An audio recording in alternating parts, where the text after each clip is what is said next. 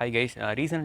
North Korea இருக்காங்களா, வட Korea, அவங்கள பற்றின ஒரு நியூஸ் கேள்விப்பட்டேன். அவங்க வந்துட்டு அவங்க நாட்டு மக்களில் யாரோ ஹாலிவுட் மூவிஸ் யாரோ பார்த்துருப்பாங்க போல், அவங்களுக்கு மரண தண்டனை கொடுத்துருக்காங்க. ஸோ இந்த நியூஸ் கேள்விப்பட்டோன்னே ரொம்பவே ஷாக்கிங் ஆகிடுச்சு எனக்கு. ஸோ தட்ஸ் வை அவங்கள பற்றி கொஞ்சம் ரிசர்ச் பண்ணேன். ஸோ அப்போ வந்துட்டு ஏகப்பட்ட இந்த மாதிரி ரூல்ஸ் வந்து பார்த்திங்கன்னா அவங்க கண்ட்ரீஸில் இருக்குது. ஸோ அதில் எனக்கு ரொம்பவே ஹாஷாப்பட்ட ரூல்ஸ்லாம் வந்து பார்த்திங்கன்னா ரொம்ப வியர்டாகப்பட்ட ரூல்ஸ்லாம் வந்துட்டு நான் உங்ககிட்ட ஷேர் பண்ணுறேன். ஸோ ஃபர்ஸ்ட் விஷயம் நான் சொன்ன மாதிரி இந்த மூவிஸ் விஷயம் தான். கொரியன் ட்ராமாஸ்லாம் சொல்லுவாங்கள்ல, கொரியன் ட்ராமாஸ்லாம் மோஸ்ட்லி சவுத் கொரியன் ட்ராமாஸாக தான் இருக்கும். ஓகேங்களா, மோஸ்ட்லி இல்லை, எல்லாமே சவுத் கொரியாவிலேருந்து வர மாதிரி தான் இருக்கும். ஸோ அந்த மாதிரி விஷயங்கள் சவுத் கொரியாவிலேருந்து வர மூவிஸ்லாம் பார்த்தா அங்கே வந்துட்டு ப்ரிசனில் போட்டுருவாங்க, ரொம்பவே ஹாஷான ப்ரிசனில் போட்டுருவாங்க. பட் அதுக்கு மேலே போய் யாராவது ஹாலிவுட் மூவிஸ் அந்த மாதிரி விஷயம்லாம் பார்த்துட்டாங்கன்னா அவங்களுக்கு மரண தண்டனை கொடுத்துட்றாங்க. இவ்வளோ ஹார்ஷான ரூல்னு பார்த்தீங்களா. இன்னொரு வியர்டான விஷயம் என்னன்னு பார்த்தீங்கன்னா, ஒரு ஃபேமிலியில் ஒருத்தவங்க யாராவது தப்பு பண்ணுறாங்கன்னு வைங்களேன், ஏதோ ஒரு க்ரைம் பண்ணிடுறாங்கன்னு வைங்களேன், அவங்களையும் சேர்த்து அவங்க அப்பா அம்மா, அவங்க சில்ட்ரன், அவங்க ரிலேட்டிவ்ஸ்லாம் இருப்பாங்களா, ஸோ அவங்க எல்லாத்தையும் சேர்த்து பனிஷ்மெண்ட் பண்ணிடுறாங்க. இம்ப்ரிசன் பண்ணுறதோ என்ன பண்ணுறதா இருந்தாலும் சேர்த்து பனிஷ்மெண்ட் கொடுக்குறாங்க. இந்த ப்ராக்டிஸ் வந்து பார்த்திங்கன்னா எல்லா இடத்துலையும் ஃபாலோ பண்ணப்படுது. ஒரு ஸ்கூல்லே ஆகட்டும், ஒரு பையன் தப்பு பண்ணால் அவங்க கிளாஸாகவே பனிஷ் பண்ணுறதா இருக்கட்டும், ஒரு ஒர்க் பிளேஸில் ஒருத்தவங்க ஒரு எம்ப்ளாயி ஏதோ தப்பு பண்ணால் அவங்க ஒர்க் பிளேஸில் இருக்கவங்க எல்லாத்தையும் போட்டு பனிஷ் பண்ணுறது. ஸோ இந்த மாதிரி விஷயங்கள் எல்லா இடத்துலையும் ஃபாலோ பண்ணப்படுது. நெக்ஸ்ட்டு வீடான ரூல் என்னென்னு பார்த்தீங்கன்னா, இன்டர்நெட் அந்த இடத்துல எல்லாராலையும் யூஸ் பண்ண முடியாது. ஆர்டினரி பர்சனாக இருந்தீங்கன்னா நீங்கள் யாராலையுமே யூஸ் பண்ண முடியாது. ஒன்லி எலைட் பீப்புள்ஸ்லாம் இருப்பாங்கல்ல, ராயல் ஃபேமிலி, அவங்களுக்கு கீழே இருக்கிற எலைட் பீப்புள்ஸ்லாம் மட்டும் இன்ட்ராநெட் யூஸ் பண்ணிக்கலாம். பட் நார்மல் பீப்புள் யூஸ் பண்ண முடியாது. அண்ட் வீட்லேயும் பார்த்தீங்கன்னா டிவி இருக்குன்னு வைங்களேன், டிவியில் வேறு சேனல்ஸ் எதுவுமே ஓடாது, இன்டர்நேஷனல் சேனல்ஸ் எதுவுமே ஓடாது.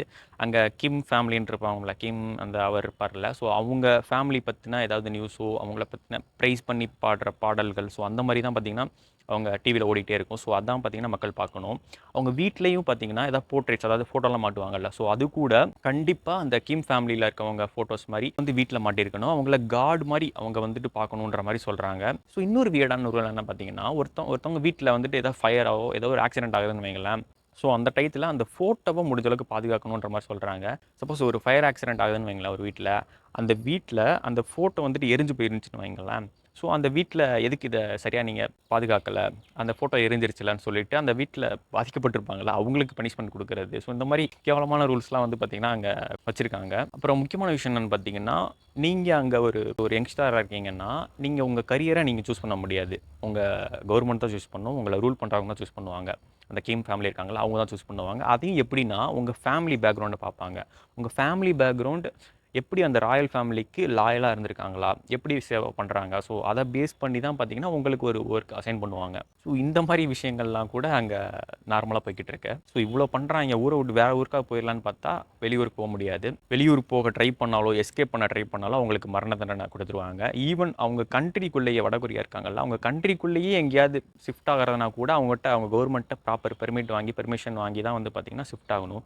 ஸோ இந்தளவுக்கு வந்து பார்த்திங்கன்னா ஹார்ஷாக ரூல் இருக்குது. இன்னொரு விஷயம், உமன்ஸ் வந்துட்டு 7 இயர்ஸ் அவங்க வாழ்நாளில் வந்துட்டு மிலிட்ரி சர்வீஸில் கண்டிப்பாக ஒர்க் பண்ணணுன்ற மாதிரி ஒரு ரூல் இருக்குது. அந்த 7 இயர்ஸில் நிறைய அப்யூசஸ் இந்த மாதிரிலாம் சொல்லுவாங்கல்ல, ஸோ அந்த மாதிரி விஷயங்கள் நிறையா ஃபேஸ் பண்ணுறதா சொல்கிறாங்க. அவங்க ஹையர் அஃபீஷியல்ஸ்லாம் இருக்காங்கல்ல, அவங்க வந்துட்டு ரொம்பவே ஹராஸ் பண்ணிட்டு அங்கே நடக்கிற மாதிரி சொல்கிறாங்க. பட் இது வந்துட்டு கவர்மெண்ட் அதுக்கு எந்த ஆக்ஷனுமே எடுக்காமல் இருக்குது. அண்ட் இந்த சைடு மென்ஸ்க்கு வந்து பார்த்திங்கன்னா மினிமம் 10 இயர்ஸ்க்கு மேலே மிலிட்ரி சர்வீஸ் பண்ணணும் கண்டிப்பாக.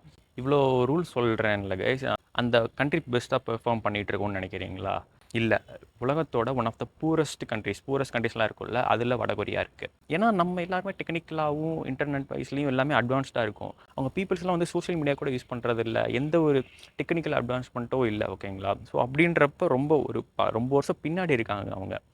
அவங்களே அவங்களுக்குரிய பொருட்களை உற்பத்தி பண்ணி அவங்களே சாப்பிட்டுக்கிறாங்க. இப்போ நம்ம வேர்ல்டு எக்கனாமி எப்படி ஒர்க் ஆகும்னா, நம்மகிட்ட ஒரு ஆயில் எதுவும் கிடைக்காது, நம்மகிட்ட வேறு அக்ரிகல்ச்சர் ப்ராடக்ட்ஸ் நிறையா இருக்கும். யூஎஸ், ரஷ்யா மாதிரி இடத்துல வந்து ஆயில் நிறையா கிடைக்கும். ஸோ இந்த மாதிரி கொடுத்து எக்ஸ்சேஞ்ச் பண்ணி நம்ம யூஸ் பண்ணிப்போம். ஸோ ஒருத்தவங்ககிட்ட இல்லாதது இன்னொருத்தவங்க கொடுத்து இது பண்ணி எக்ஸ்சேஞ்ச் பண்ணி ஒர்க் பண்ணுறப்ப தான் வந்து பார்த்திங்கன்னா, லிவ் பண்ணுறப்ப தான் வந்துட்டு பெஸ்ட்டாக பெர்ஃபார்ம் பண்ணும், அந்த எக்கனாமி பெஸ்ட்டாக பெர்ஃபார்ம் பண்ணும். ஸோ அப்படி இருக்கப்போ one of the poorest country வடகொரியா. பட் சவுத் கொரியா இருக்காங்களா, அவங்க நார்மலான கண்ட்ரி, நம்மள மாதிரி தான் நார்மலான கண்ட்ரி தான். ரெஸ்ட்ரிக்ஷன்ஸ்லாம் எதுவுமே இல்லை, அவங்க நார்மலான அஸ்யூஷுவல் கண்ட்ரி தான். ஆனால் பட் இவங்க ரெண்டுத்துக்குள்ளே ஆகாது. ஸோ இந்த மாதிரி விஷயங்கள் நிறையா இருக்குது. இதான் கைஸ் உங்ககிட்ட இன்றைக்கி ஷேர் பண்ணணும்னு நினச்சேன். அண்ட் இந்த மாதிரி யூஸ்ஃபுல்லான இன்ஃபர்மேஷன்ஸ் அண்ட் இன்ட்ரெஸ்டிங் திங்ஸ்லாம் வந்துட்டு டெய்லியும் வாட்ச் பண்ணணும்னு நினச்சிங்கன்னா மறக்காமல் நம்ம சேனலை சப்ஸ்கிரைப் பண்ணிக்கோங்க.